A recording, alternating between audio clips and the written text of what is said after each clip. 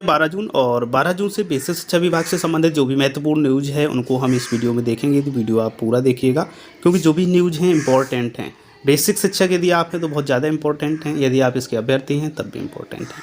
तो सबसे पहले जो ट्रांसफ़र की बात की जा रही है या समायोजन की बात की जा रही है, तो उसमें सबसे जूनियर शिक्षक का होगा स्थानांतरण। साफ यहाँ पर एक पेपर कटिंग के आधार पर ये हम आपको बता रहे हैं।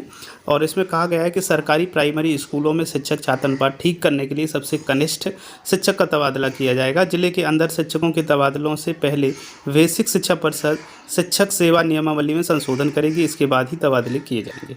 साफ कहा गया है कि पहले संशोधन होगा, उसके बाद में तबादले किए जाएंगे।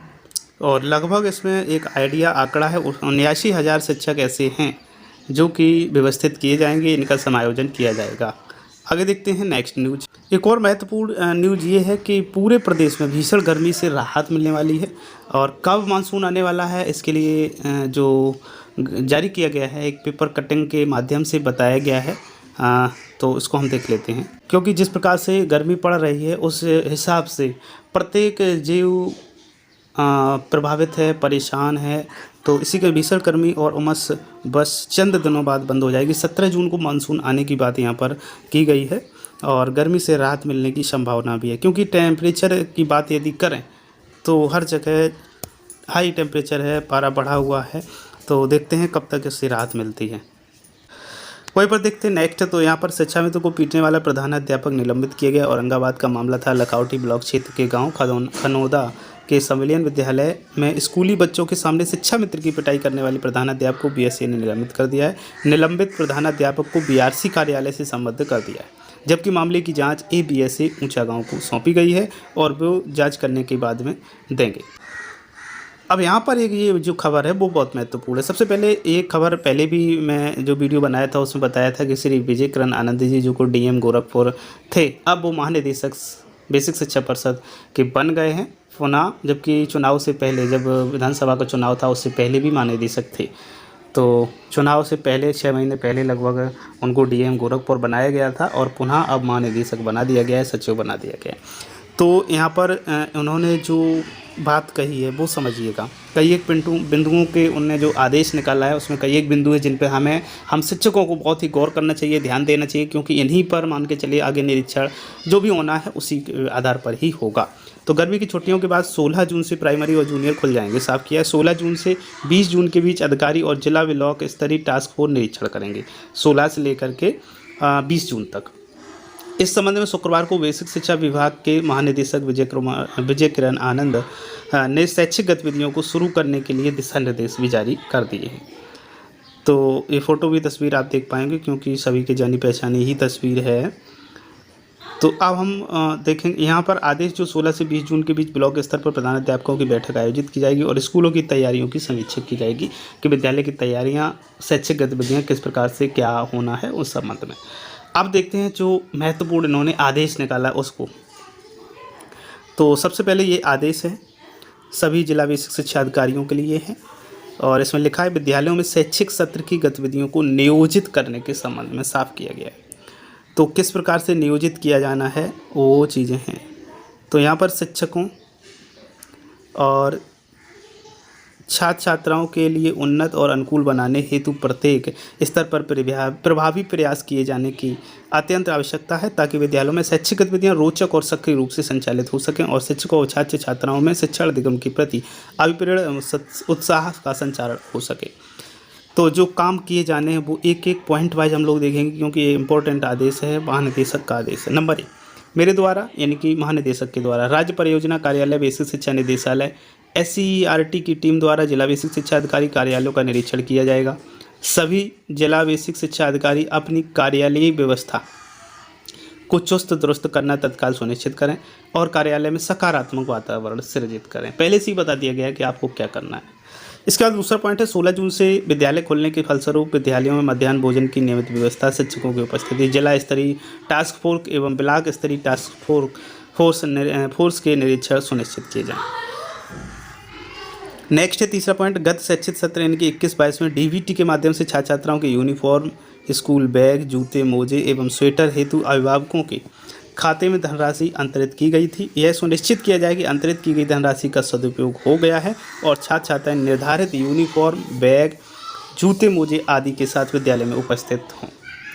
जिनके जिनके खातों में, अभिभावकों के खातों में पैसे पहुंच गए हैं, वो बच्चे अपने यूनिफॉर्म के साथ ही विद्यालय में आएँ, उन्होंने साफ कर दिया है। इसके बाद में चौथा पॉइंट है 2021-22 में राज्य परियोजना कार्यालय द्वारा विद्यालयों के रखरखाव हेतु कंपोजिट स्कूल ग्रांट की धनराशि प्रेषित की गई थी। इस धनराशि का उपयोग का अनुश्रवण किया जाएगा और सत्यापित आख्या राज्य परियोजना कार्यालय में उपलब्ध कराई जाए, ऐसा भी आदेश दिया गया है। चलते हैं नेक्स्ट बिंदु देखते हैं 5 नंबर।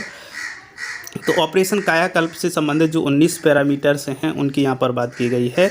अवस्थापना सुविधाओं का संतृप्तिकरण अतिशीघ्र पूर्ण किया जाना है। इस संबंध में विद्यालयवार अवशेष कार्यों की सूची तैयार करते हुए जनपद के जिलाधिकारी से संपर्क कर समयबद्ध कार्य योजना बनाई जाए और अंतर्विभागीय समन्वय के माध्यम से निर्धारित कार्य को पूर्ण कराया जाए। नेक्स्ट है 6 नंबर बिंदु, जनपद में चिन्हित किए गए जो जर्जर भवन है इनका ध्वस्तीकरण होना है, उनको छात्र छात्राओं के लिए कदापि प्रयोग में न लाया जाए और छात्र छात्राओं की सुरक्षा सुनिश्चित की जाए।